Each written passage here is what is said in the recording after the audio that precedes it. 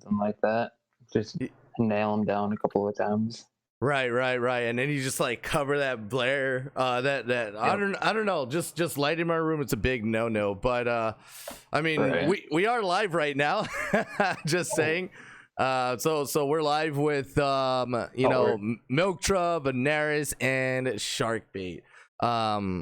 Not live, but we're on the podcast. But we're gonna be talking about some things that we have experienced so far in the week. But first of all, how was all of y'all's experience in the week so far? So far so good. E5 4-0 right now. We're feeling good, looking good. A couple of sloppy games. That can definitely be improved upon, but right now only team that I feel could compete with us would arguably be Dogzilla, maybe Clutch, maybe Dorado Gaming, Noble, because their bot lane is cracked. Other than that, it should be a free ride to semifinals. Cool. Okay. Yeah, man. I'm doing good too. I mean, this week was an interesting week. We 1-1, lost to only Zelda, unfortunately. They are a monster in their own league. This week was really nice. 2-0 Dorado Gaming this week, and it was really fun picking characters that are not comfort picks and just having fun and still grabbing the win. It's also fun that we're celebrating right now the E5 5-1 once they face Dog Z, whenever that is. Oh, brother, 5-1. What do you mean? We're not even in the same division. They're a Monday team. They're a Monday team. Well, I don't even know the divisions, brother. I'm not even gonna lie. I spend no time in PRL. I just spend time in banter, to be honest, and I just read those memes. Gotta love banter. Yeah, the banter channel goes wild. I don't really pay too much attention to it, but I just hear stories about it, and it's like legendary status right now, especially with the recent Joker comment. If you guys don't know about that one, but it's just funny because it's a bunch of like players just in there bantering about the game. Sometimes it's not even banter, right? It turns into a compliments channel. It turns into a team channel. It banters just everything in there. You know what I mean? For all your information, like there'll be like political news, you name it.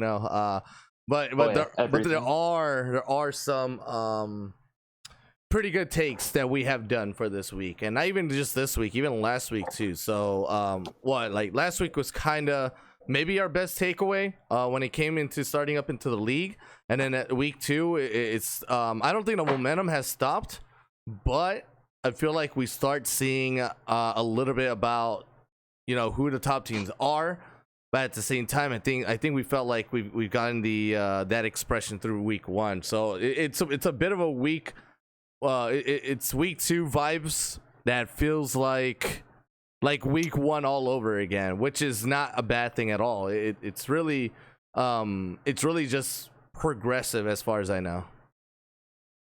Oh yeah, and hopefully it'll continue like that, as I'm sure it will for the entirety of the season. As long as people who've been bantering, whether they win or lose, they continue to banter, it'll keep Novice alive. It'll keep it pumping, keep it going. I definitely agree. I think banter is really good for the community, especially when important. I remember, you can see like Dorado, especially. You have Hoshi and Zol that are always commenting in banter, and they would say we would call somebody out just for jokes, and everybody would be excited for that game. I think it's a great way to continue to promote the league and bring a lot of competitive spirit also into PRL. Yeah, because at the end of it, it's all about the glory, right? It's all about that tone. I told you so tone, like it's kind of crazy though, because even with that told you so tone, everyone just takes it serious anyways, we seen like massive improvements to the league. Some of the plat players are still plat, but some of the gold and plat players have gone to diamond so far, and those are the players that we kind of known and loved, and then they kind of just like moved out. Obviously we're a ladder league in PRL, So, that absolutely makes me happy to see someone improve that far into their own skill. And then after that, I honestly don't know what you guys would do after that, because PRO is as much as it continues, it just doesn't continue with the same people. I wish it did, right? Like the tournament kind of progressed with the same continuous players that are going up the ladder. But we'll only go up so far, unfortunately, I think. But not sure what could be done for that change. But either way, I mean, some of the players here, they really show up. One of the teams that really depressed me the most, I think, that disappointed me the most, would have to be Ashen Ascension. Just because Otto was in there. And for some reason, like, I don't know, they put these players together, but it feels like they're good in their individual way. But when it comes to the team synergy, it doesn't feel present, and it is unfortunate too. I think they also withdrew from the league as of 2 days ago, I believe. Oh, unfortunate. Yeah, Ashen. I mean, I don't think Ashen was that bad. No. You should have seen the game versus us in Clutch. Clutch, we kind of entered a little bit early, a lot, and I feel like they could have came back. I just feel like they just have a small macro problem in the mid to late game. But in that, I felt like the early game is actually pretty decent. They were up on us, like I think like 6 kills, 7 kills. They were smacking us a little bit. I don't really remember Ashen. It's an interesting point that you brought up that we should continue to possibly have or create a space for players that specifically improve. I mean, I don't know the other divisions of PRL, but I know that they should have more divisions for higher ranked teams as well. There probably is like a diamond team. I don't know if there's like a master or etc. However, in relation to what you were saying about Ashen and them having this individual skill and not being a synergy, it's kind of like when we play in PRL, we play with our friends or with people that we just meet and we just focus on getting better together. But then there's some people that after the season, they just focus on improving and passing the threshold into the diamonds. And once you lump up several people that have that mentality, it creates a disorder because, I mean, what I have to improve on in the mid lane to hit diamond is totally different than what somebody else would have to improve on. Because, I mean, there's some people that have better laning, there's some people that have better team fighting. Difficult. Even sometimes shot calling too, right? Shot calling can be very, very an exclusive thing for someone climbing up the rank ladder. Some people just don't shot call at all, and others do. It just brings up many different styles. For Ashen Ascension, though, I mean, they were behind. I don't think they won a single game. They went 0-4, and with the state that they saw themselves in, they immediately may have known that this just does not compete with the top teams. So I think it was more of that feeling like this does not compete with the top teams.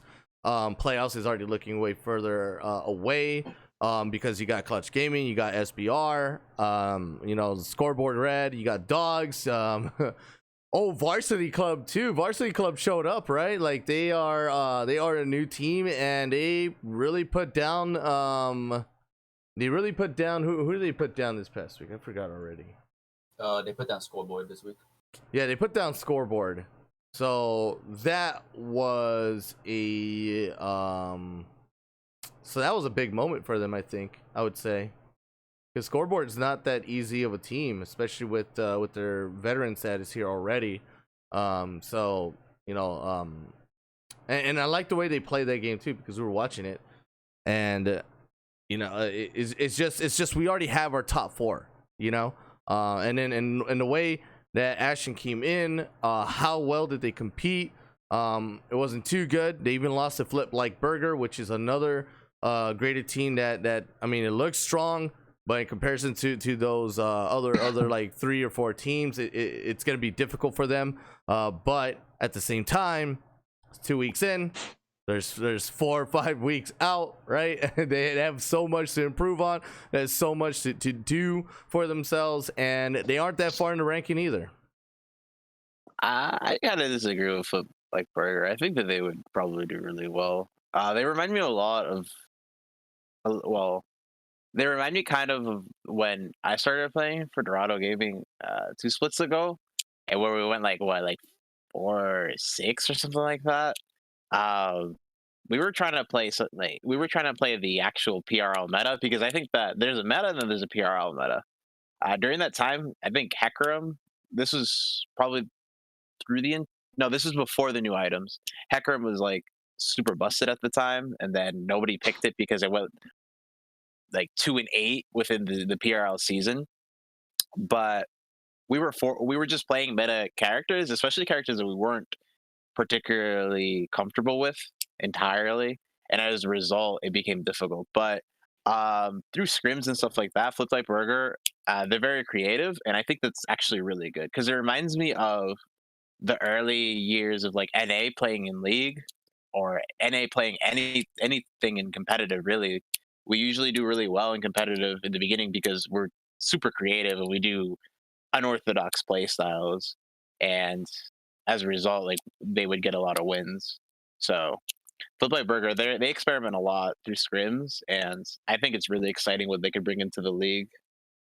Especially, the kid. The stories that I won't leak the text, but he has a lot of text. I'm gonna tell you that. Yeah. Yeah, he's definitely solid, but I don't know. I feel like the main weakness for Flip Like Burger will forever be their AD carry. I don't know. There's just something about him. He doesn't. I don't think he's the best player. He's probably a. I don't know. He's probably outside of the top 10 for AD carry. He's really going to be holding them down. But Marshall, very solid lane dominant top laner. Nuffy's. He's the mid laner, right? Yeah, Nuffies, yeah. Yeah, very, very good mid laner. Emperor Goat, very solid jungler. Cole can be very, very good. Has some off games, but we all do. But he's a solid player for sure. Flip Like Burger won't be an easy team to beat in playoffs for the upper teams like E5, Dorado, Zeta, even Clutch. Well, we'll see. They make it there because they did lose to Scoreboard Red, and during that loss, there was like a lot of controversy with the animosity, right? It was crazy how Banter and Twitch channel was like, yo, this guy, he's an AD carry for the team. His total score right now is 7-13 and 23. As of right now, it's kind of. He doesn't have a high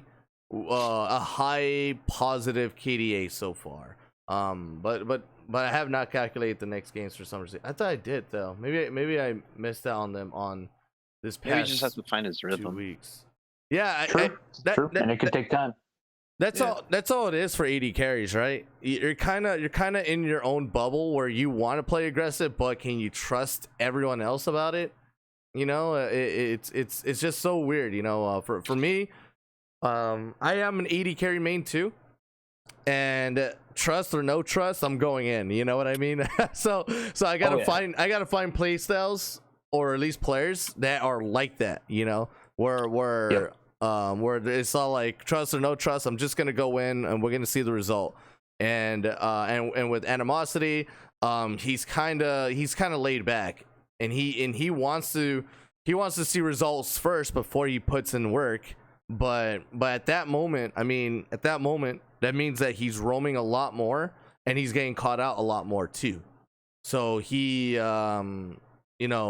it's like, but what is it called when some AD carry or like a support or just anything where you're just roaming a lot but you're getting caught out a lot too. So it's like the roam's good, but I'm guessing the padding and you shouldn't be up first or something like that. It's just within the team. But the kid, I don't really know him for not being up in front, because he absolutely crushes it in the support, especially like when he plays Alistar or something tanky, right? But for animosity, like, I don't know, like he's the first one maybe trying to take those extra steps without allowing the kid to keep doing what he's doing, and it's a lot safer too, because like he doesn't have that many deaths either. Like, Fair. Well, I think given animosity's KDA, as you mentioned, I think he has to find himself. He has to find his identity within the team, especially because there's a lot of there's a lot of players that so like give Hoshi for example, like there has been games where he has been weak side, and there has been games where he has been the aggressor, and he understands his role fundamentally. I mean, if you're gonna have a support that just roams 24/7, you just have to learn how to just not die. I mean, I'm terrible at ADC. Let's be honest here. Shark has seen my Ezreal, dude. It's Oh, so bad. man. But like, I understand just not dying. I know it's hard to give up the waves, but just stand back, dude, and don't worry. Your support can carry you, and it's a viable option too to win. I've seen it Oh yeah. before. Oh yeah. The after like they play and engage or some type of tank support, which usually ends up having a form of engage or CC. They stay in lane a little bit early on, but um, they can just roam 3, 4, 5 times during lane phase and get their other laners ahead, or even go with their jungler to invade, get their jungler ahead, deny the enemy jungler of camps and gold and XP. And then, as long as your AD carry doesn't die, it's 100% worth. But that'll Yeah. be on the AD carry, not to grief his team when his support is not with him in lane. Yeah, they have to have the same mentality because if you don't, you Yep. have situation like one situation I remember in particular was last split. Jules Sama from EQ. He was playing a Kaisa, or I think it was Kaisa, and it looked like he wasn't synergized at all with his support. His support probably wanted to do something else than what he wanted to do, and then he just got Flame Horizon the entire game, which is pretty unfortunate. But that's Yeah. a small example as to whether you want to play aggressive, your support has to be there, or whether your support wants to roam. You have Yep. to understand what to do. Exactly. And so far, I think that may have been the only top topic though for 80 carries this week, because everyone else in every single lane, supports are doing great. Mid laners are either a scaling champ, playthrough, or kind of like Noble, right? Noble's mid laner, he always plays like a Victor or a Rise or something like very scaling. And then, or you could be an aggressor. Top laners or wild cards, they could either be completely dominating, or they could be completely playing the secondary support line under a different tank, or maybe like a Wukong or something like that. All around, like I think every other role besides the 80 carry has been doing pretty good. 80 carries are just gonna be the maybe the number one spot that finishes a team composition, or at least a team play. So whoever has the better 80 carry in team fights, or in objective control, or in just any position, or anywhere, like 80 carries, whoever has the better one really just takes over the game on the reins there. Yeah, definitely. Especially since, I mean, I think, don't call me a troll here, but I think mages have the worst mythics between both carry roles. I mean, we only like pretty much go 2 routes, with the occasional like third being Night Harvester or Burrow Belt for whichever like character. Like Fizz, for example, is such a niche character that he just goes. Maybe he can go Night Harvester, which is kind of troll, but he goes Rocket Belts or Leandries. But yeah, having an 80 carry that's really good in lane definitely helps, especially when they're in team fights, because the mythics that they have addressed every issue that 80 carries had, whether it be immobility from having, what is it, Gale Force, Yeah, and then Gale Force. the survivability through their Sterix gauge that heals them pretty much. So not having those in team fights is really detrimental to the team, because a lot of the tanks have, what do they have? The CDR, they have armor, they have magic resist, they have a gap closer through chem tank, and you have a lot of compositions that have hard CC or just dive. Especially that's where we're playing in PRL most likely. And if you just dive the backline, your ADC is probably dead if they don't have anything. And this is not to call anyone out, but I want to say something very specific, like Pump My Veins in Scoreboard Red. Remember the game where Scoreboard Red, they were literally like gonna win it all, and then they threw it away. They threw away not because of what top laner did, jungle, support. Once again, it goes down to the AD carry. The AD carry pumped my veins. He got picked, I think, like 2 or 3 times. And at the moment that he starts like getting picked off over and over again, someone in chat like brought it up saying that, oh, here we go again with pump my veins. And it's like, yeah, like we kind of already knew about this from him. Like he's too aggressive. He's very he definitely knows the role, but he is too aggressive as a player. And because he got picked out a couple of times, they lost Baron, they lost all priority on the map. Like literally the AD carry role is the most important thing that I saw throughout any of the weeks. Everything else, I mean, it's just like kind of either you're stomping hard or you're not. You know, it's kind of weird. Like you could be stomping, but if the bot lane stomps, I mean, it's gonna be a paradox as to, you know, who's better, right? Better top or better bottom, right? So, yeah. I think with Pump, I think we could all agree he's easily a top 2 AD carry in the league, if not the best. He's very, very good. But I think when that happens, I'm not gonna call him out for having an ego, because I don't know him, I haven't talked to him. But it could be just with him getting picked off those few times, could just be thinking that you are the best. Even if you are, you play like that and you disrespect the opponent a little bit with your positioning, which allows you to get caught out. But again, he's a fantastic AD carry. I'd probably put him number 1. Yeah, he's very, very good for Scoreboard Red. But quick question, Rye, I'm not sure if you know or not, but was it Scoreboard Red, or Black, who got caught with a Smurf who won't be playing anymore? It was red, but I don't think the whole team got punished. I think it was just the player. Yeah, let me check. I gotcha. We have a punishment channel, right? Let's see. Yeah, it should be all the way at the bottom. Discord. Yeah, it was just the player, basically. Not sure what happened. So he's still playing. Not sure what happened there. I think what he. Yeah, I think it was account. No, hold on. What did it say?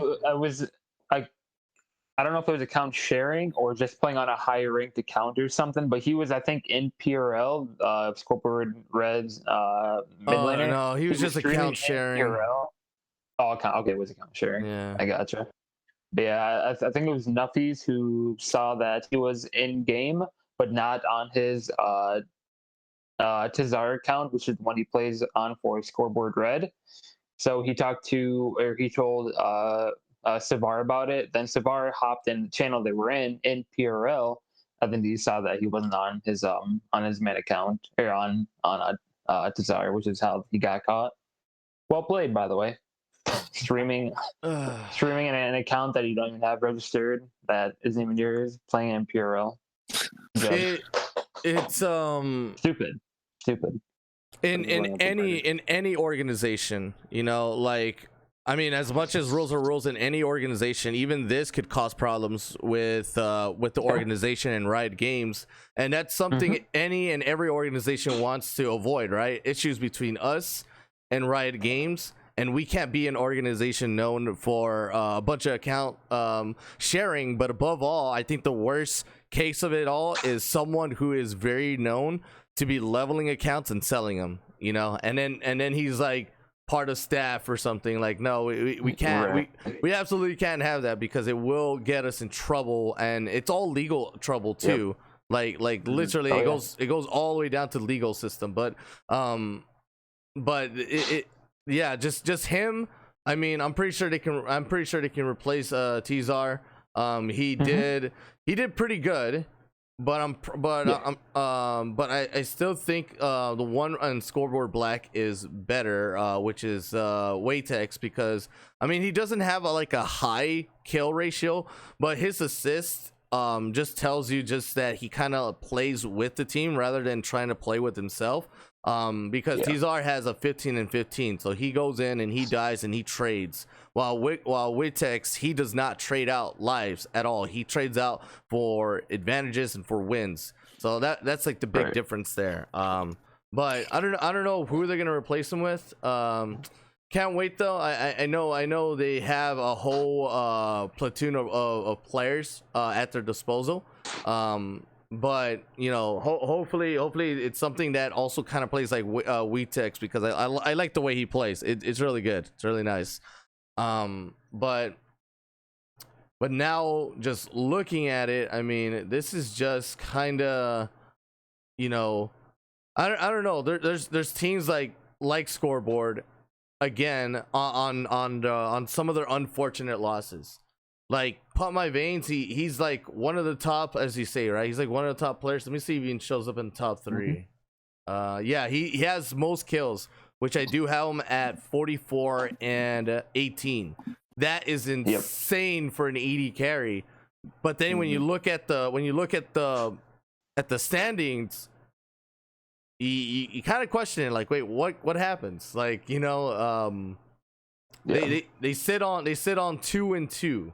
Like with that kind of AD carry, just doing, he does the most too. Like these are stats all collaborate between all the other AD carries. He does the most as an AD carry, but yet the games aren't as many wins as it should be. Yeah, I mean, and it could be getting caught out, or it could just simply be team diff or draft diff, to where later on in the game, even if he's 10, 3, and 8, it don't matter if, you know, just have to pick him off one time, or if the enemy team ends up getting the drop on him or his team, then, you know, it could just be a team gap, and he's the shining star. But because of how his team's currently doing, 2 and 2 isn't awful, but it's not that good either. You know, it ends up dimming, you know, his light, if you will, a little yeah, bit.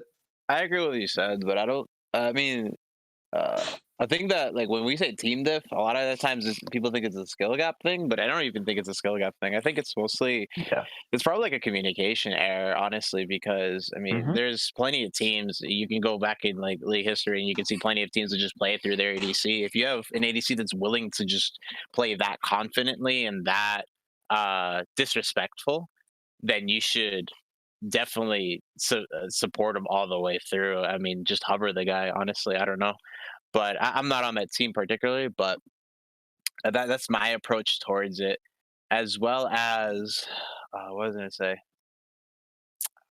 Damn, I just forgot. I'm so sorry. No problem. You good?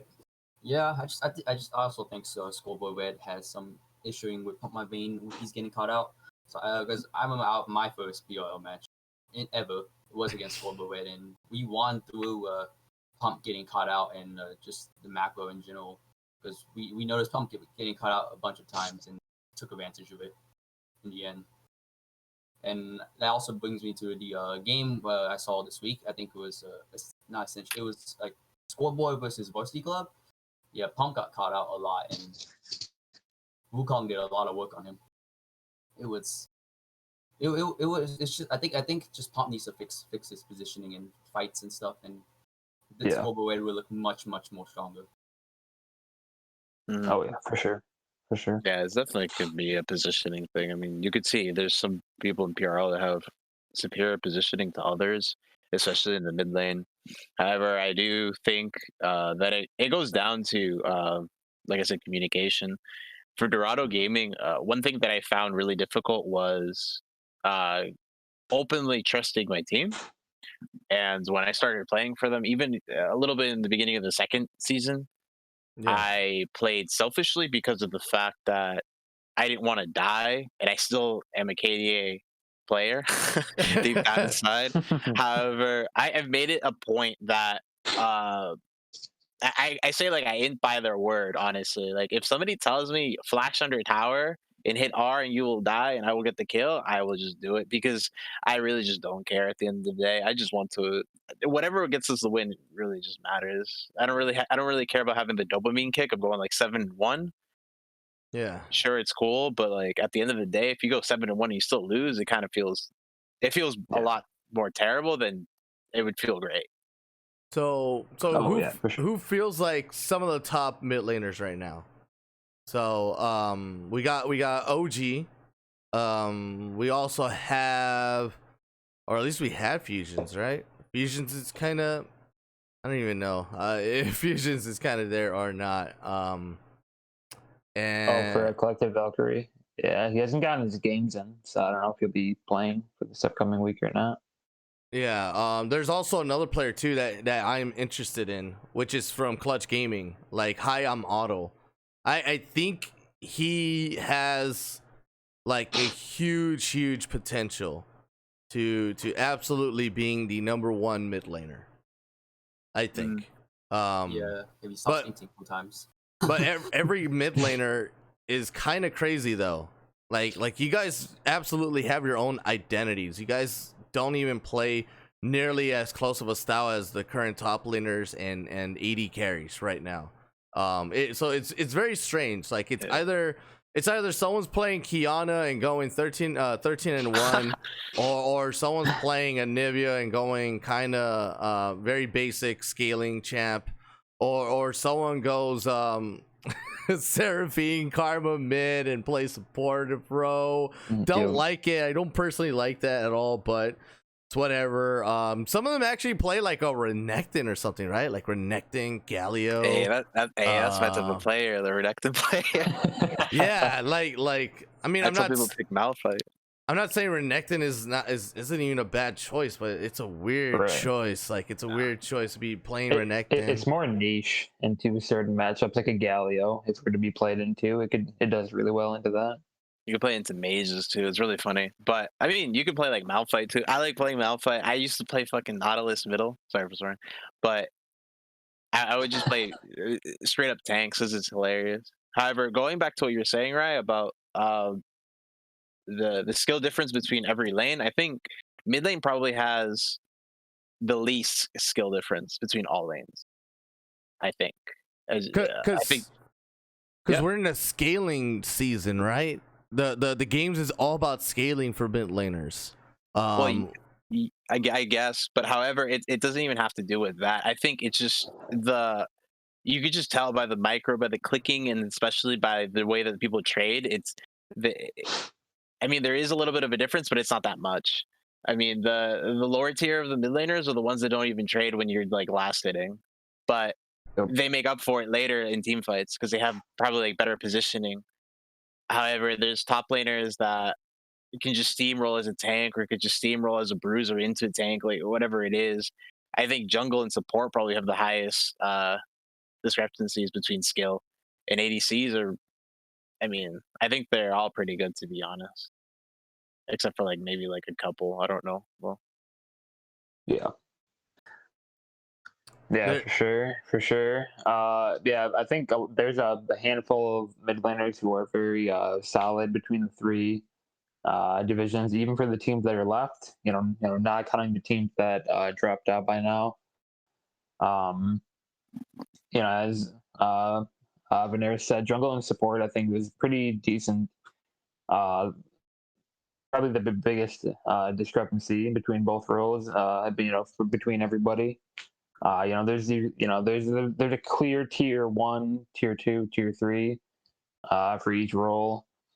Mid lane, I think, unless we see like a bunch of solo kills, I think in terms of skill, Nuffies is probably number 1 or 2 in terms of individual skill. But with a player like him on a team like Flip Like Burger and against teams like Clutch and Dorado, if they end up losing, he won't be viewed as the number 1 mid laner unless he ends up popping off every other game, just because of the outcome of the game. The games that he's played. So if they lose 4 or 5 times, he probably won't be viewed as the number 1 mid laner, even if he pops off 80% of the time, just because of the end result. And is, again, every role will be impacted by the team and how the outlook on them is.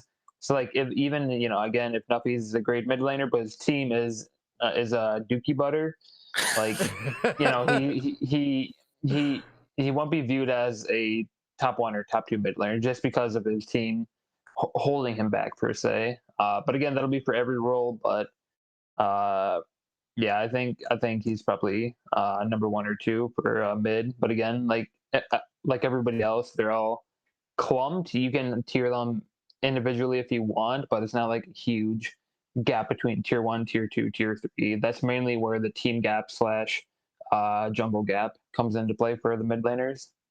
So Yeah, I like, don't. oh, sorry, go. Sorry. No, Oh, I you. was gonna say I disagree a little bit with Shark. I don't think Nuffy's Oh is no. top 1 or top 2, but I do think he's top 5 or top 3. We'll Um, see. I've played against Nuffies, and I mean, I'm gonna be honest with you. I don't have an ego, dude, but like that dude's kicked Mhm. my ass sometimes, and I've kicked his ass sometimes. But um, what I do like about Nuffies though is that he's, especially in scrims, he's very unorthodox. Like he would just pick whatever the hell he wants, and it's Yep. really fun and it's really refreshing. Because I mean, I love playing control mages. I think they're fun for some reason, but Mhm. it's really fun seeing him play. He could play like a Fizz. He could just go into Silas into like a matchup that's not even favorable to him. I really like. I respect him for that as well. But however, who I do think is the top mid laner in the top 1 or top 2 has to be Grugs in Dog Z, and I'm not being biased here, despite the fact that he is within the same org. But Mhm. I do think he has the best laning between all the mid laners. Uh, while playing against them, trading is can be fine, but however, the way that he manipulates the wave is a bit more. It's a lot different in comparison to other mid laners. It's So sort of Right. like, huh? here's the list of this, okay? Top KDAs for mid laners: Marcel, Benares, King What's His Face, Savage to the B, Hi I'm Auto, Fusions, and Nuffies. Those are your typical what a mid laner should be. You know, high KDA with not that many deaths, more kills than deaths for sure.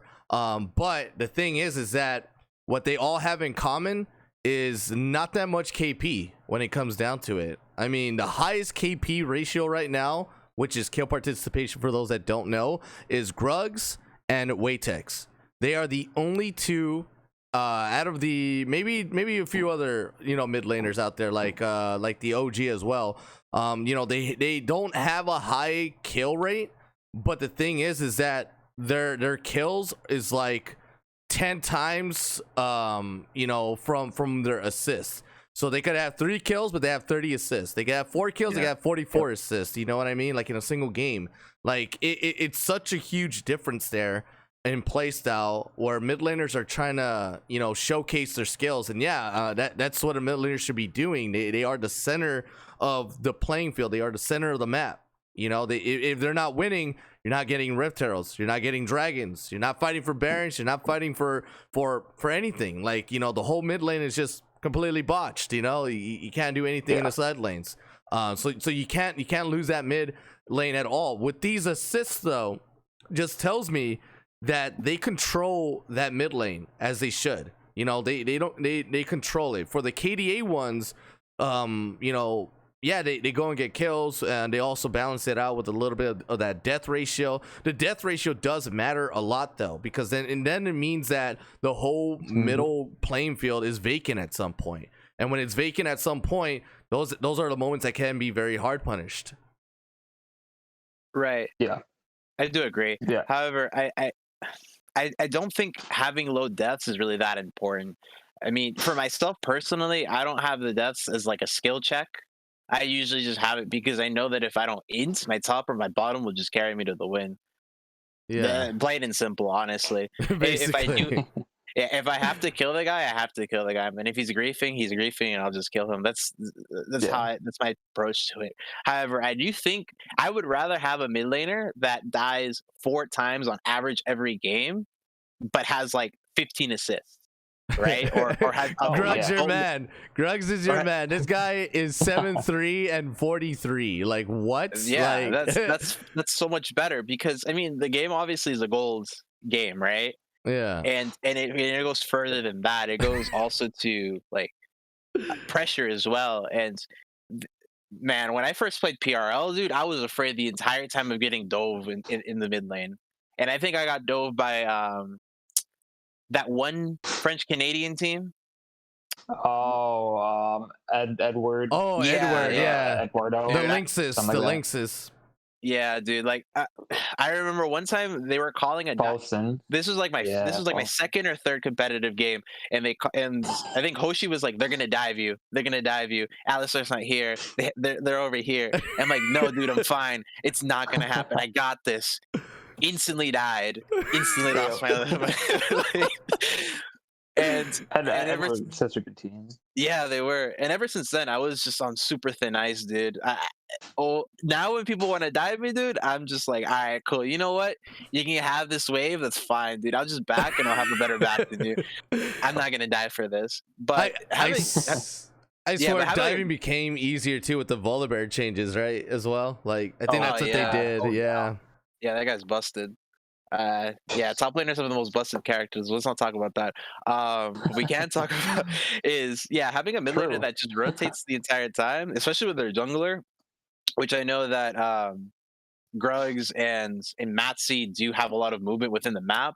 Is so much more better because there is so much pressure that you feel even when they just leave to go ward. It's so bad. Like they would hover topside, and I don't know where he is because Matsy's probably clearing wards or something like that, and you're just on thin ice. You don't even know if he's backing, if he's roaming, or if he's just like simply just sitting in a bush just to mess with your mind. And a lot of mid laners do this, and I think having more assists definitely just wins you the game. All right, creating that pressure because you can have 10 kills and just stay mid, but I mean, look at Froggen. The higher your KP against another mid laner is, the better, because that means you're roaming a lot. That means you're always around for the team fights, and their mid laner is not, and that could really change up any pace of the game at that moment.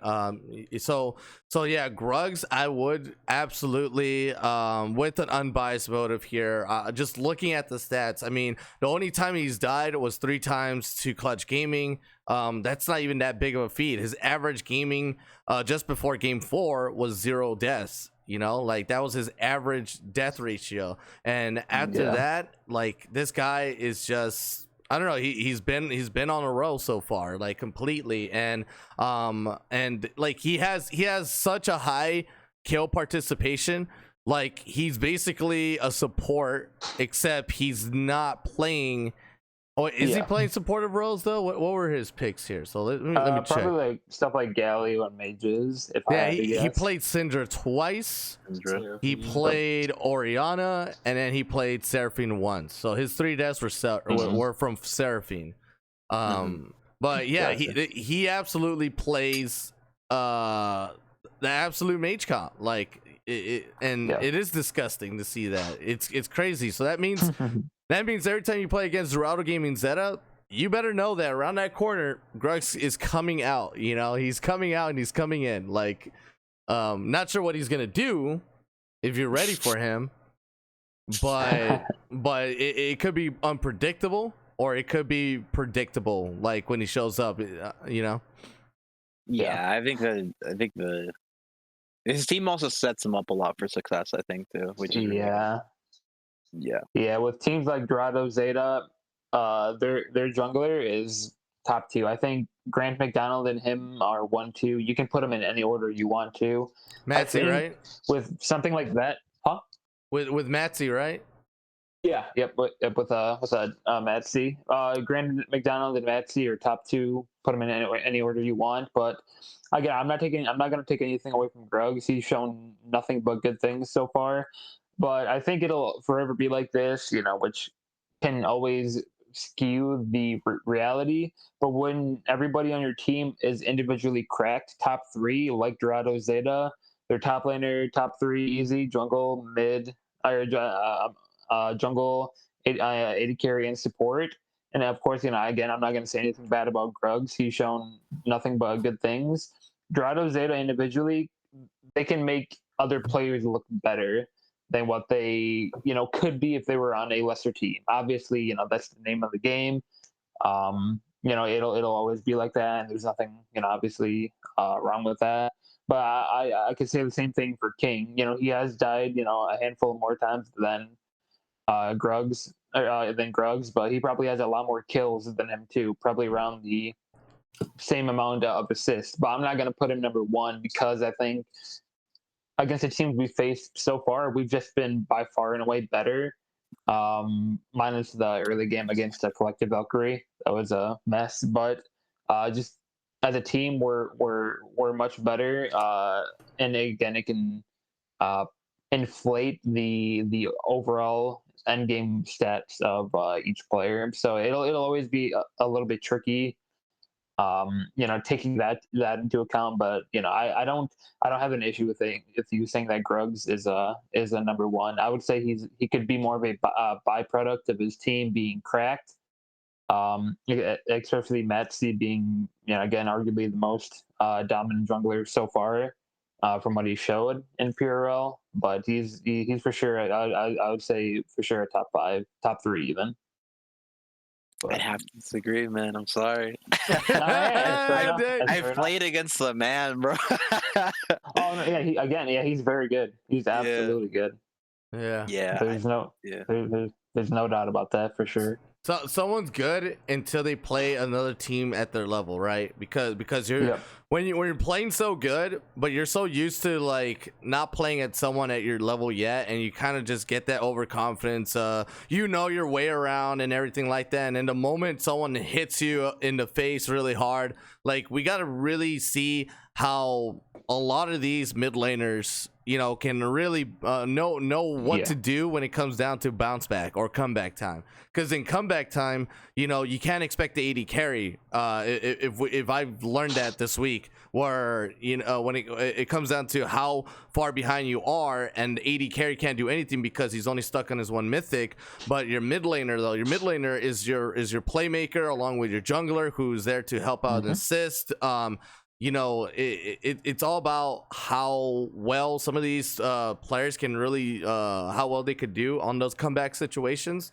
So far I think we've seen a lack of that effort, but it's not really a lack of effort, but it's more like the teams are just so nicely well organized that they have never put themselves in need of that situation at all. There's no way, there's no need to limit test it if there's been no concern for it. Like it's like they're just completely dominated. They don't know what it is to be on the back foot just yet, but they don't have to. Like these guys are just crazy on how they do that.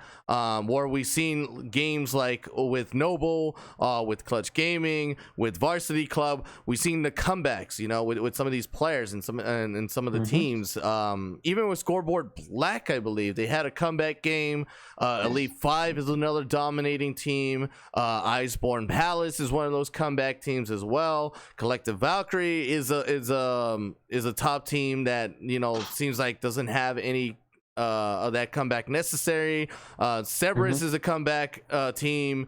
Like you're just counting them off one after another. With Kosa Gaming Blaze, also one of those comeback teams. And the second Dorado team, I think it's a comeback team. I don't think it's a dominating team. I think it's one of those things where this Dorado gaming team, I mean, I don't even know, like you have Heavy Impact, you have Hot Culture. Hot Culture has been doing good. Noble has been kind of wild. I mean, they do. I think they still do kind of.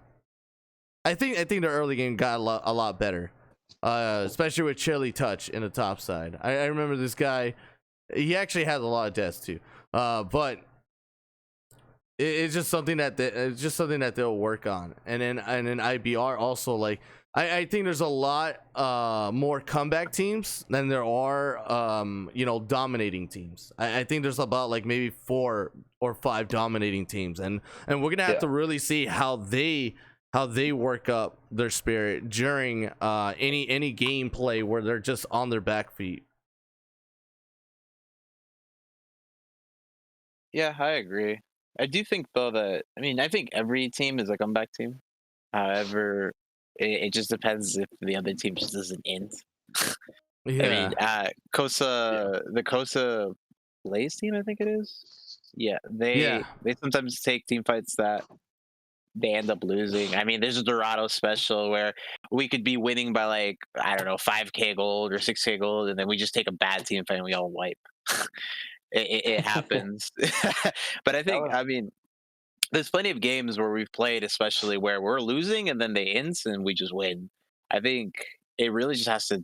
People just need to understand the limitations of their team, because once you start steamrolling, you think that you're invincible. You can take these terrible fights, and then you lose Baron, or then you lose Elder, and then it's a game. Honestly, I think we saw that through Chatty's Angels, right? I don't know if you guys saw that game, but they held like a 2 to 4,000 gold lead, maybe even a 6K gold lead, and then it got thrown away in one team fight. Unfortunately, yeah. it But happened. they are on the climb. Like Pinguino has definitely shown up to be a growing, growing jungler. Seems like he's just fine tuning himself. Bromby as well, showing up to be tuning himself to be another growing support player. I'm pretty sure giving these guys another season. I wouldn't say this season. I think this season is absolutely going to be their biggest growth of it all. But on the next season for them, I think we're going to absolutely see like these new prodigies of players.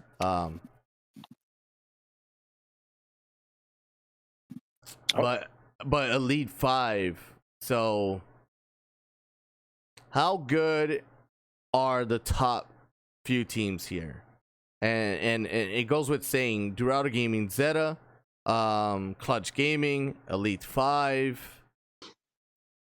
Is Elite 5 the only team I can see here besides Collective Valkyrie? And Lunar, probably. Yeah. Lunar. In Lunar, I don't know. I don't see a team that kind of like stands out a lot besides Elite 5 and Collective Valkyrie.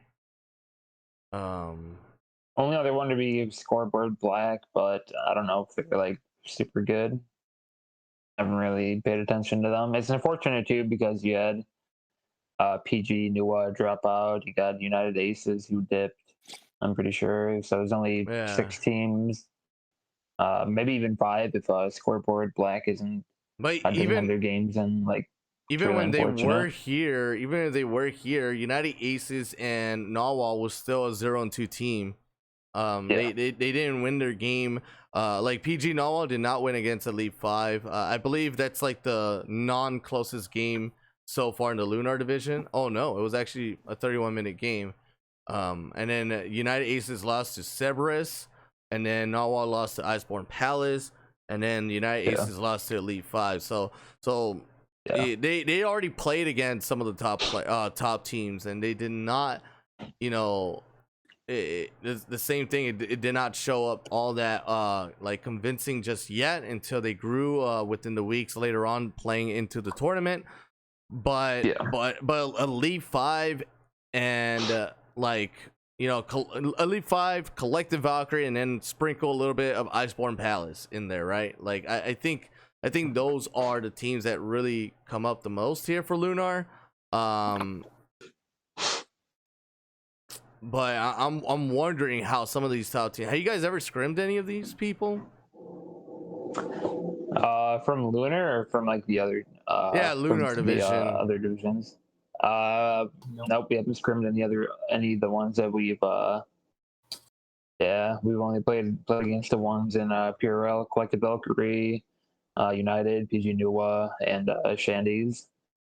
We still have yet to face the better teams in the division, like Scoreboard Black and Iceborne. So hopefully, we can get a better handle on where we are and like where we need to grow. But as of right now, it's just looking like E5 is gonna steamroll Lunar with. We could drop a game or two, sure, but other than that, I'm pretty sure there's not going to be a whole lot of competition. I don't think anybody else is really going to go far in playoffs either. From Lunar, they'll probably get they'll probably get 3-1, 3-2'd in the first round, or maybe if they're lucky they make it past, they get to the second round. But I don't think they're going to make it that far, unfortunately. I think Lunar is probably the weakest. Yeah, personally, I've played against. We scrimmed against E5, and even though the series is short, I mean E5 looked like it would be a team that could be on the other division as well. the fact that they're winning, I haven't been seeing their games, but if they're winning in a dominant fashion, then it just shows a very huge skill discrepancy between the teams. But I mean, anything can happen, really. I mean, people were bantering last season that Eclipse was the best season, and literally all the top teams literally fell. So, Yep. I mean, Yep. everybody can end technically. So At the end of week 1 of playoffs, there's only one Eclipse team standing. Yep. yeah, I mean, I remember. we were in over our heads, man. How about you, Milktra? I mean, I don't know much about the Luna teams. I've been watching some of the games, and I mean, there's some players out there in Luna that stands out to me, and some teams that happen like that 3 pentakill game, like that really caught my attention. Like, I don't know what to say about that game. That game was just what the hell just went on. But if I would have, I mean, I was looking at these games because I was comparing most of the top laners to all the other teams out there because I'm a top lane main, so I scoping out my competition, and one player actually kind of popped out to me, Hippo.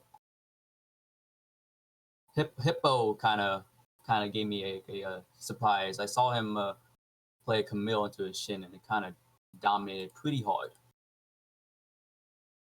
Yeah, he's definitely a solid top laner from our experience. You know, Quest didn't dominate him or anything. In fact, Quest didn't do that well at all into him. Granted, it was a Poppy Gnar, but it was more of a individual skill gap thing that was the most probably impacting thing for that game. But I mean, he's definitely a solid top laner though, for sure. Quasi lost momentum when he did one bad play. Remember when he was like playing top, he pushed the wave, and then he comes back around, and then he goes like in between where the Krugs and the tri-bush area was, and he kind of like goes down because there's a fight going on in the mid, and then all of a sudden like it wasn't necessary for him to be there, but he's walking in between like top and mid with low HP. And then he walks up, he sees the Poppy, and he doesn't turn the other way. He keeps running up to him, and worst case scenario, he also has his back on the wall. Like that was like oh wait a minute, he's gonna die right here. And the moment he did, he lost all momentum. It was just, the lane was just over, and that could be hard punishing for anyone. So Quizzy just if he didn't die there and just use his teleport back into lane, like just or just go the long way around, who cares? Sure. He would have been a lot better, but he lost it all at that moment. Jesus. Yeah. He was AFK in the brain during that. Yeah, it was rough, man. It was rough. I mean, it happens. For sure. You know how many times I'm AFK in the brain when I play?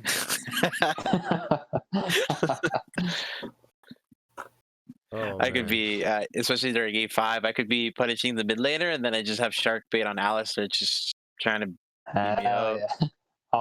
On my way mid 3 times pre 10. I know, but it's fine because you miss your combo most of the time, so. Oh my. Bro. Okay. Nope. There's a clip that's circulating within the Dorado Gaming Discord of Sharkbait messing up an Alistar play on what, a Zoe, was it? It was on the Seraphine. Well, okay, first it happened on the Mundo. Scion had a fully charged Q, which was going to hit the Mundo, but I just missed the combo and I knocked him out of the Scion fully charged up Q. Otherwise, we would have killed him. Then we followed up with me trying to get on him, but I thought I was in W range, so I Q'd, because you did like Q or the WQ back to back right away. What was the title of that video?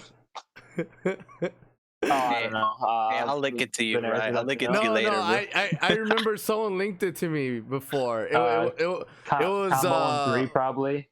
No, it was like Sharkbait's I don't know, it was a big meme. It was like Sharkbait's like best moments or something like that. Like like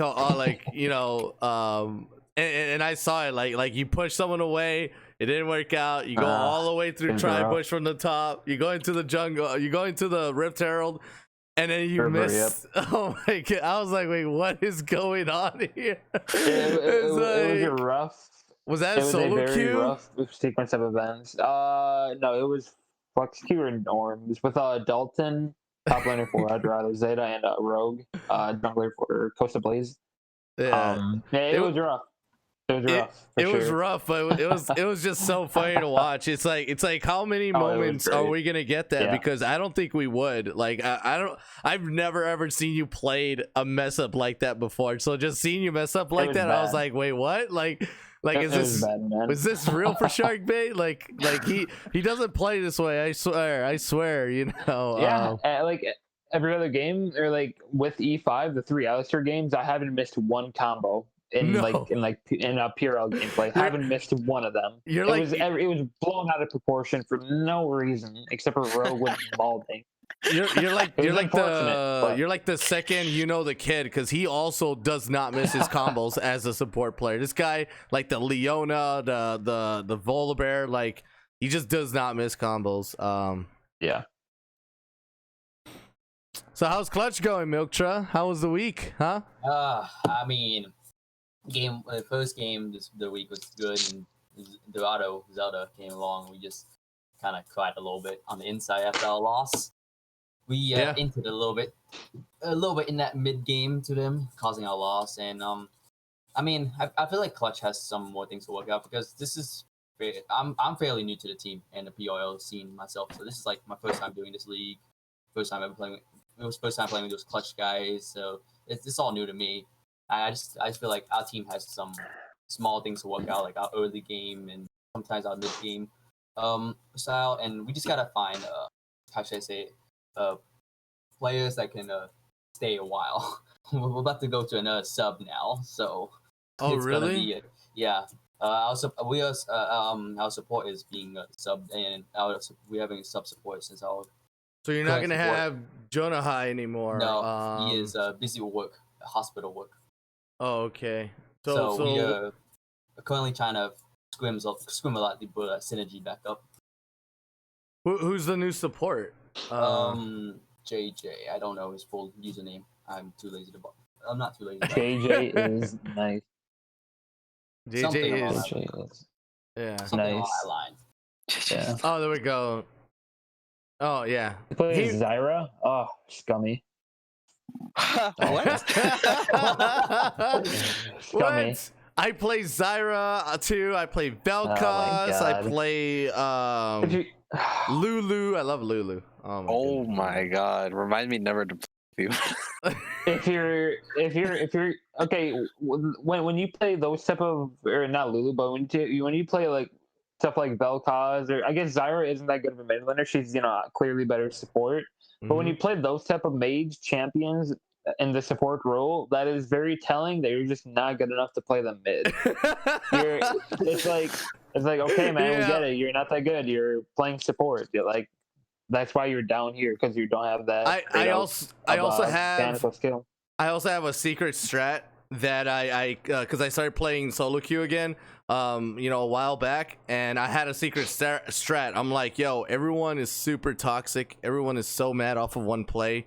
What if I just made them so pissed off in the bot lane for no reason that I just won because of technicality of the mentality of the game? Like, you know what I mean? Like, yeah, like yeah. I would like double kill Vel'Koz bot lane, and then bot lane is not even there because they're chewing each other out at the fountain. Like, you don't know how to play, blah blah blah, and then I'm like, all right, free LP. Like, yep.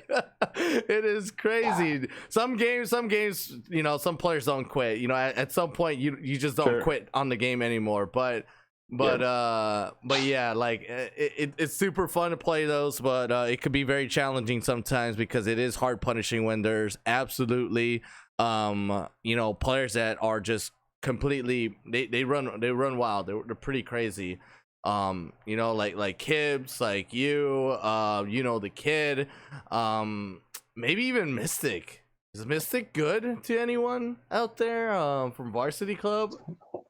Oh, I have no clue. It hasn't really stood out to me that much. I don't remember him entirely, to be honest. I'm telling you, man. I could scream one day, and the next day I just forget the players' names. There's just so many names. There's so many people. I do think though that's really hilarious, so that you're griefing games by picking mages in the bot lane.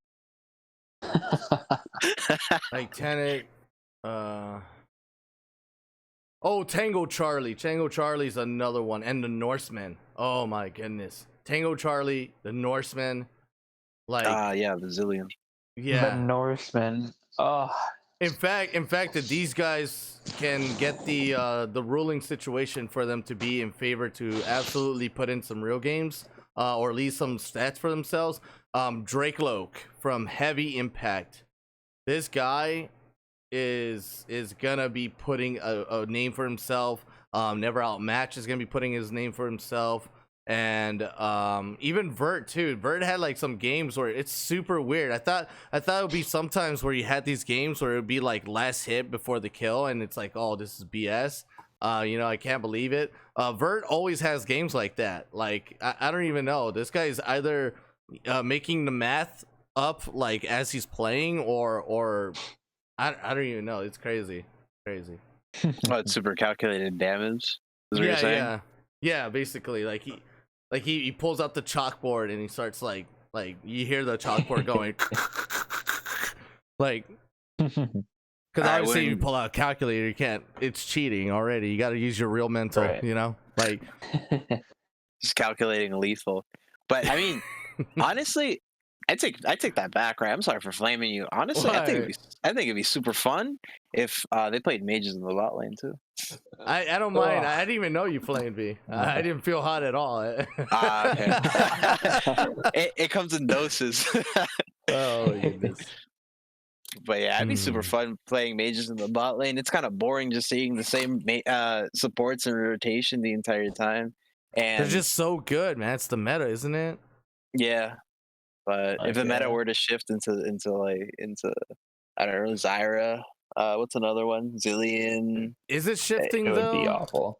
Like I honestly don't know. I know. No. I know Morgana has been pretty much kicked out because she's good in the jungle now. I don't know if you guys seen that all this week. Yeah, we played against it all this week.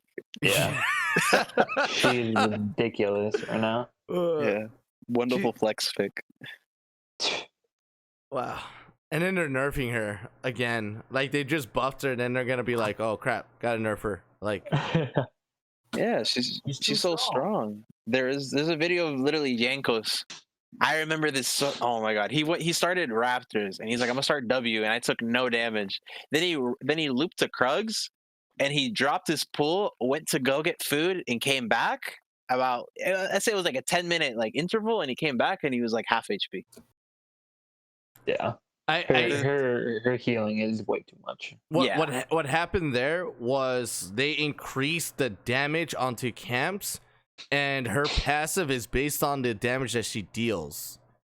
So I think they totally forgot about that. You know what I mean? Yeah. Like you can't like imagine if Nasus had like his damage increased to 300% on minions, and they forgot about his passive. Like he literally just his passive is actually a flat, right? Morgana is like one of the only ones, or one of the few champions where the passive is based on like the percentage of damage that they do.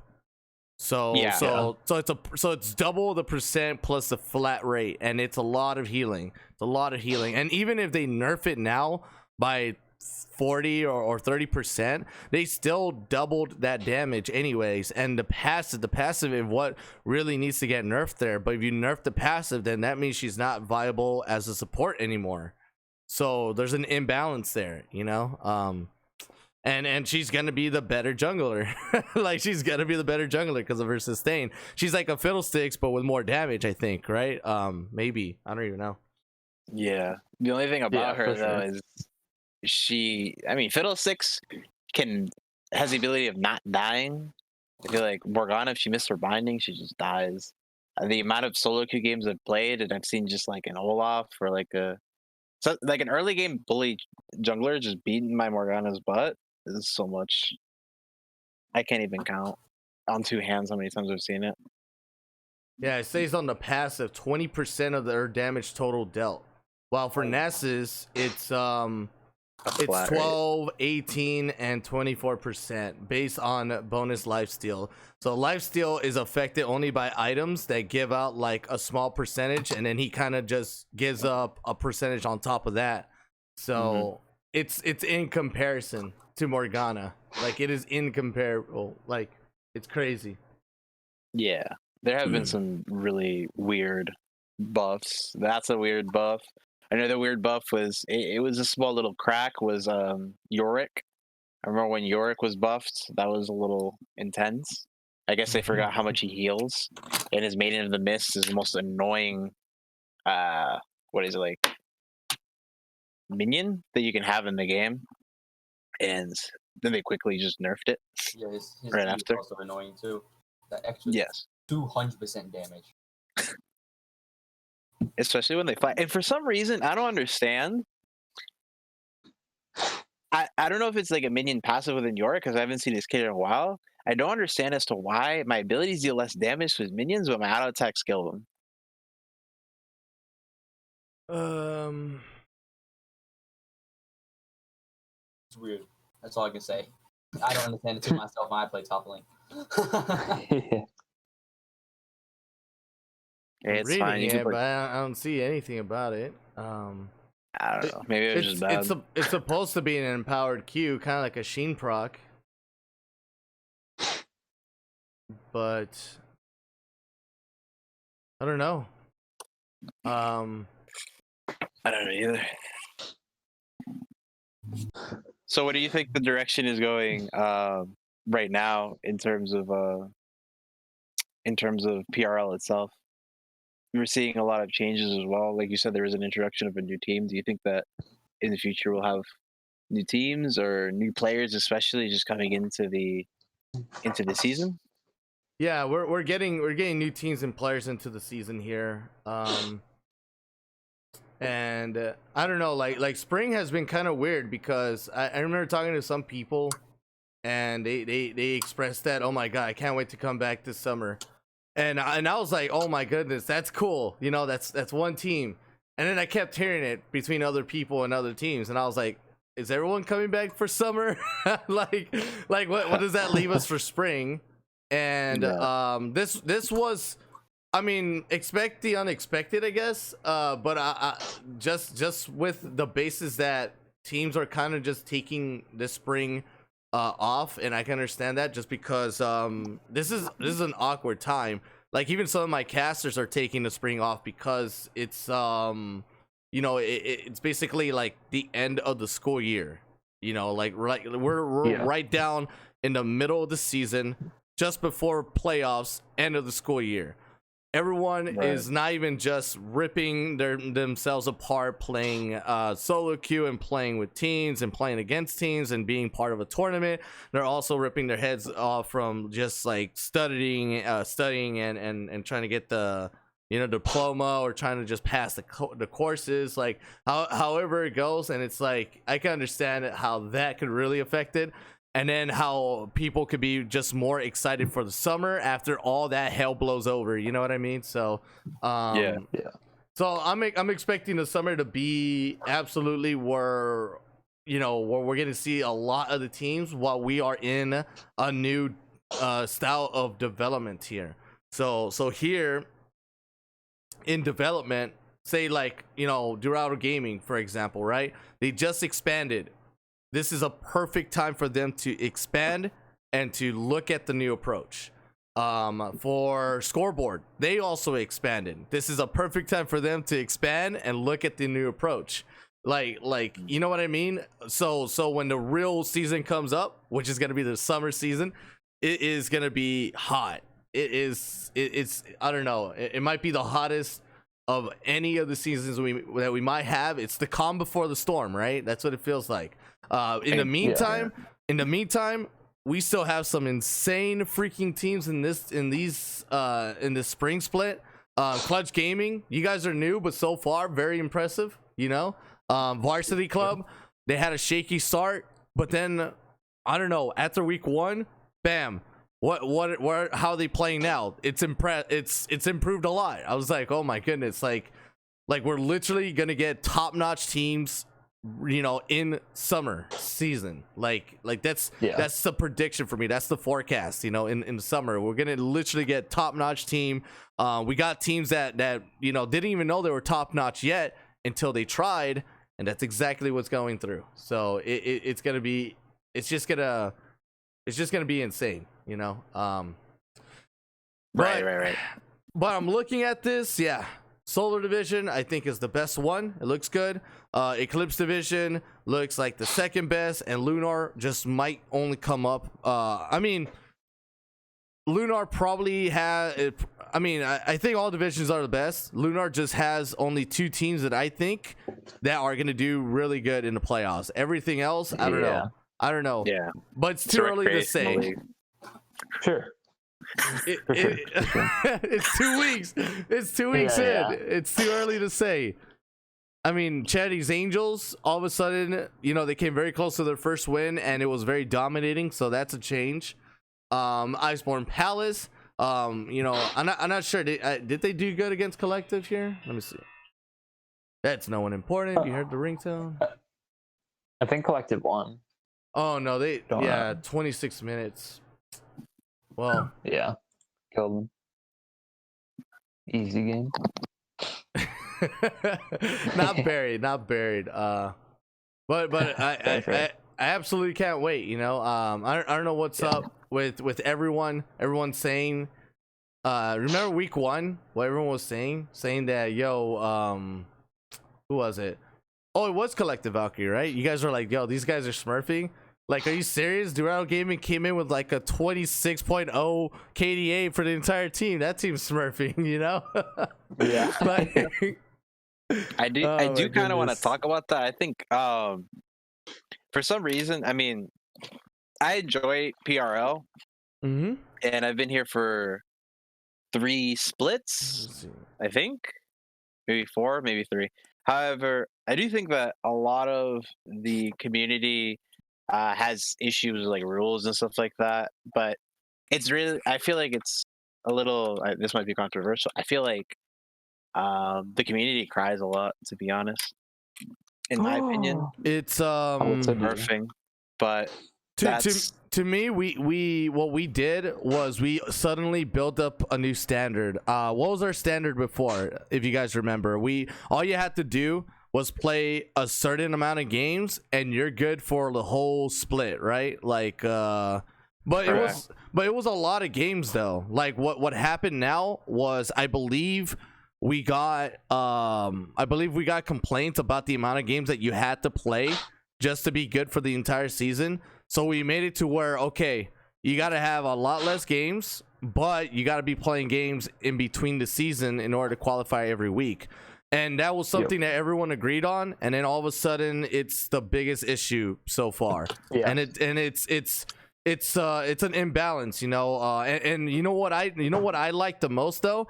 I liked that I had to tell a team where it was like you had to play 125 games and you're good, or 125 games played and you're good, or 165 games played and you're good, instead of you gotta have 65 games but then now you gotta play 4 games a week, and eventually what does that go to? So 65 on top of 4 weeks. It is a lot less. It's 93. So in comparison, from 125 minus the 93, that's 32 less games. But the amount of work you have to put in every week is what kills people, right? Like this. You're playing 32 less games, but if you finish the other 32 games, you're done for the season. You just play the season. You know what I mean? That's all you have to do. Right. In comparison to, oh crap, I forgot to play 4 games, now I'm ineligible, right? Like I mean, rules can be changed, but we can't change it all of a sudden during the season. So this is a rule. This is a rule that the community has placed in on themselves, and You know, and this is the standard that PRL will enforce, because that's what we're gonna do, and that's how the staff is gonna do it. And it's gonna be very consistent with everyone. You know, as you can see, the foot was put down. We don't like it. We did not like that feeling to do that, because this is a sudden change, and even we're feeling like a little bit guilty about it. Like, damn, maybe we should have let this new rule change like come into effect. You know, maybe we should have just listened to our own selves and just had people play a certain amount of seasonal games, so that way it's just a lot easier for them. And then for those that don't play seasonal games, I mean, immediately they're already out, right? So we don't have teams withdrawing all of a sudden because they can't land the 4 games a week. So it would have been better if we just told teams, hey, as long as your account has 75 ranked queues, 75 ranked solo queue games done, you're good for the entire season. Like, I think I'd rather have something like that. You know, it feels easier. You know, it might even feel more comfortable, to be honest. But I don't know. What's your guys' take on that? Well, my take on it is that I think that, I mean, the 4 games a week is good. I mean, obviously, it's a double-edged sword, as you noted.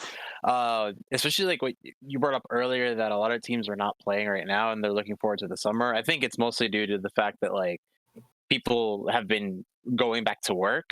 So Yes. that change in lifestyle from just staying at home all day and then playing League to now commuting to work, commuting back, playing League is very tiring. And you can see the ripple effects of that, especially with people. You're giving them an obligation to play 4 games a week for the League. However, as bad as that is, it also does address some of the points of like elo sitting, which the community also does not like. If you just play 75 games and I could just run it down every game, which would still count, and you can't even look at it. If I just play 75 games and I'm like D3, right? How are you going to prove them smurfing? Or how are you going to prove them elo sitting? So I think, I mean, this change sure rubs people the wrong way, and that's valid, and I don't invalidate at all their opinion towards it, but it's a new standard. You know, if this is the way the community thought that they get rid of smurfing, then you know, then we gotta just enforce it, just so it validates it, right? Just so it validates it. So it's just a new standard. I'm pretty sure after a while everyone will come to grow with that standard, and it's like I mean, what is it? It's like fixing your bed every day, right? Some people just do not fix their bed at all, but if you make it a standard for them, then eventually, they fix their bed all the time, right? It's just a timing thing where this is something new. We didn't do this last season, did we? We did something else very different, but I think it was a 10 games rolling over 21 days or something. It was something very weird. You know, not even I understood it. It's a good thing that every time someone asked me about it, I directed it to someone that might have understood it a lot more than me. I just thought if you did 21 games and then you did another 21 games, I just thought that as long as you showed you're playing solo queue still, then we know you're not sitting. You know what I mean? But here it's like you gotta play your games and you gotta rank up if you can, you know, or something like that. So it's like, I don't know. Right, like even the rolling over thing was perfectly fine. I think I actually found these things have no effect on me because I just play all the time. However, the 21 days one, it was really nice because I could take a break the entire week if I wanted to, or I can go on vacation and I know that nothing's gonna happen. So I think that's good. You know what I mean? Like, but then again, like we got to see results on a weekly basis, right? But that's still a lot more work to some of the players out there too.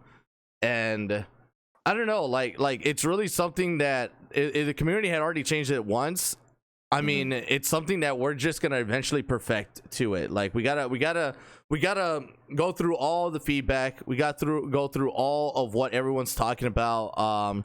And yeah, there are complications. I mean, it's people's lives aren't perfect. You know, not living in a mansion, making $1 million just sitting on my butt. You know, for no reason. Like not sitting on some Rockefeller train money, you know. Right. But I don't know. I think with time we'll notice the pros and cons to this, and this kind of ruling can absolutely improve over time. Of course. So far, I really am hoping 4 games a week isn't too much of a big deal for players at all. Like, I mean, it's not even something that PRL did. It was that rule was because of the PRL community. So it's not and then PRL is there to enforce it. That's all it is, you know. Right. Yeah, The I thing is think the also- team. Oh, sorry. Go, Shark. I've been dominating the Oh, conversation. oh, you're good. I was gonna say that I think the teams who have had issues with it, I don't think at least most of the players on those teams were not a part of PRL last split. To where they were like a part of wanting a change from the 10-game 21 rollover to 4 games a week. I think it's perfectly fine. The 4 days a week. If people can't play 4 games a week, then it's unfortunate, but you just shouldn't be playing. At least in this league, you just won't be playing. It's what 2.5 hours, depending on how long your games are and dodges and whatnot throughout the week. Like I feel like people should have time for that if they have time for if they have free time for other stuff. And yeah, those have been crying about it. Most of them are gone, so it's pretty much just weeding through the. I guess for the analogy, weeding through the week, and like finding those who end up staying, like they're committed, they're gonna be everybody's gonna be playing 4 games during the week. I think the rule is perfectly fine. There won't. I'm pretty sure there's never gonna be a best option for elo sitting, but I think the 4 games a week is perfectly fine. It is manageable for most people, and those who it isn't for, then it's unfortunately they just won't be able to play in PRL. But I think they've made it a bigger issue than what it actually is. Yeah, it's such a hard concept to wrap around, you know. I mean, there's just gotta be protection from smurfing in some way, but it's just really hard to really micromanage it. Like, I don't know, it's just something crazy on how difficult it is to find a solution for it, because there's absolutely no answers at all. Like, there's no perfect answer for that at all. Like, No. Yeah, I mean, even fundamentally, I mean, have you ever taken a break from League for like a week and then just forgot how to play the game? Yeah. Yeah, yeah, Probably, yeah. yeah, probably. Or like 2 weeks or so. Like, you can't click. Yeah. I'm that way. I can't click properly. It takes me like a couple days to readjust. Yeah. I mean, if you're, I feel like if you're playing competitive League, and especially in Plat League where we're all pretty bad, I mean, you might. I think you guys are doing great. I think you guys are doing great. You. Gold and Plat. I mean, some of the players that I see play, I'm like, why isn't this person even a higher solo queue rank? And trust me, I played solo queue and I can understand what goes on in there. It's crazy. Right. It's crazy. But we should all be playing to improve at the end of the day. And Yeah. I'm gonna flame a teammate that doesn't play 4 games a week, or even play solo queue, and then they come into scrims. It seems like a lost cause. I think everyone plays amazingly well, man. I don't know. Like, I've done some academy level, like absolute academy level EU work. I was like casting like challenger and professional players. I met with someone who's in what do you call it? Oh, who's in the secondary team for Misfits? Pretty cool. Like, meeting amazing people. They're all great players too. And like when I'm looking at all these games in comparison, I know some people be like, oh, I'd rather just continue casting like those challenger and masters and professional players. It's like I come back down and it's like, you guys don't look that far from it, to be honest. Like, there's a lot more technicality, yes, but when I see commitment or any kind of determination or any kind of improvement to your own gameplay, to your own play style, to your own champion pool or something like that, I see it no different. I'm like, yeah, man, you guys are just gonna make it one day if you continue to put your hearts in there, because the moment you stop like playing League of Legends for a week, right, you know, or even then, like even in college too, right,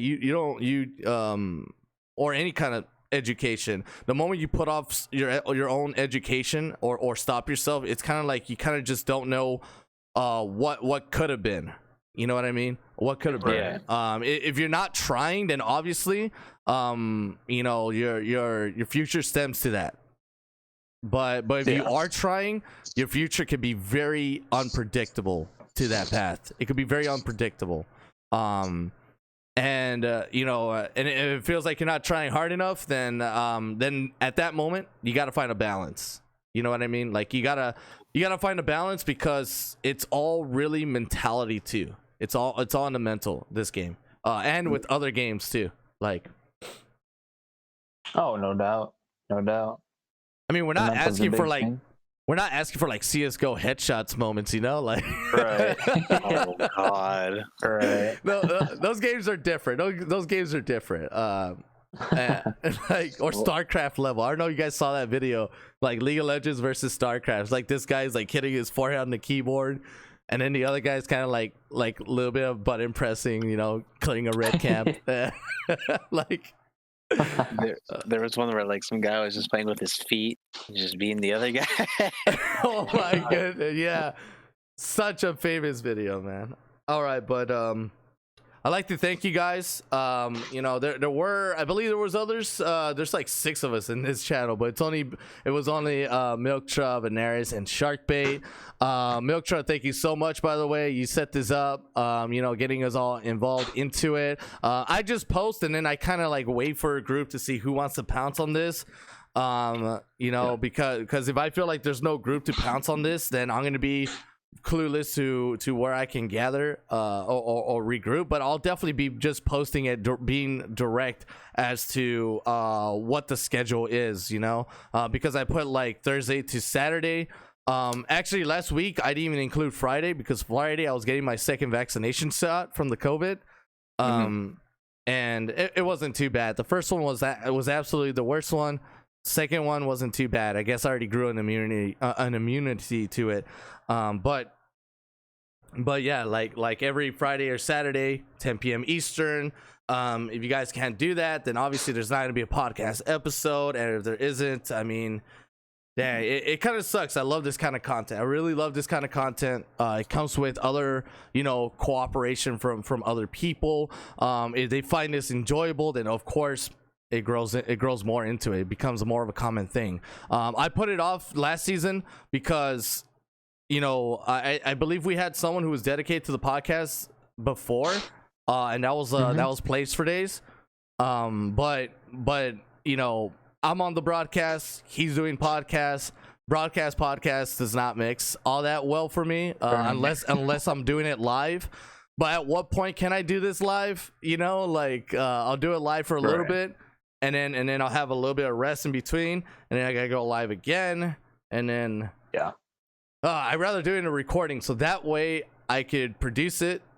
However, in fact, it's already produced too. The way I do the process is super produced, like it's without cuts from both ends. But anyways, thank you all so much. Sharkbait, Milktra, Veneris, continue to do amazing things, guys, really. To all the players out there too. You all are very hardworking, you know, much appreciate you all, and to everyone else out there as well that's hardworking. And for those that aren't hardworking yet, I'm pretty sure they'll get used to the PRL. They'll find that vibe that they love, or they'll find some kind of love for it, right? For the tournament. In one way or the other, they'll find that love, and then they'll find that ambition to do more. So thank you guys so much, Milktra, Sharkbait, Veneris. You know, this is it, week 2 podcast, I guess. We didn't have a week 1, but it's all good, you know. It's all good. Ain't no problem. All right, much love. Thank you guys so much for having me. Yeah. You Thank guys you, have any thank you. shout outs actually? One shout outs from you guys. Yeah, shout out Animosity, praying for your downfall. Shout out to Paragon, E5's gonna stomp you in our scrim. No, you're Don't talk not. like you're anything special. Milktra, I'm sorry, but we're just gonna take our size 17 boot and just stomp you real quick. Oh, okay. Shout out the Norseman, my good Viking buddy. That's all I got. I would just shout out my team. I always just shout out my team. I don't really care about anyone else, to be honest. And everybody in the Dorado Gaming channel, to be honest, Discord. Shout out to Rai. Thank you for setting this up. Thank you also for your hard work this season. I'm seeing like a lot of PRL stuff going around, and especially like this podcast. And it's really nice seeing that you're in it, since you're my favorite member of the community. And yeah, shout out to Milktra as well. It was really nice getting to meet you, and thank you also for participating and setting this up for us. Yeah, and for me, I think I'll just shout out my team, since the only people I really know. Give a shout out to Monaco God. He's been helping me a little bit, and I'll give a shout out to E5 once I beat them in a scrim. You can tell Quincy to relearn how to play Gnar. That game was kind of. Yeah, hey, it was rough. There will be nobody to debate that point. That was a rough one for sure. It's on the VOD. Everyone can see it. Yeah, exactly. Work for your top stack. You want to win that game a little bit. Sorry, man. Hey, don't worry. I'll be up there 2-3 times pre 15. So don't you worry about that. Week 2 out of 7 weeks of the season done. Let's get it. Hopefully we'll see some even far more improvement from the great players out there. I mean, I can't wait. I don't think anyone even noticed this, but I'm just the amount of time someone spent watching pros, I spent watching you all. And I love it. Like, I just love it. And now, thank you all so much. One last time, Shark Bait, Milktra, Veneris. See you guys when I see you. We might even do this regularly if there's no other podcast members or people that are just who like to just tune in into one and like to hear like opinions or facts or whatever it is that or just talking in general on the weekly basis. With that, thank you all so much. Don't forget to support us here at the Phoenix Rising League on our Patreon and YouTube at Phoenix Rising League, and of course on our Twitter at Phoenix Rising NA. Thank you all so much for tuning in. Take care and have a great rest of your day wherever you are. I'm cutting dice. Look at these eyes. They're not here to please you. There was a time you could be mine.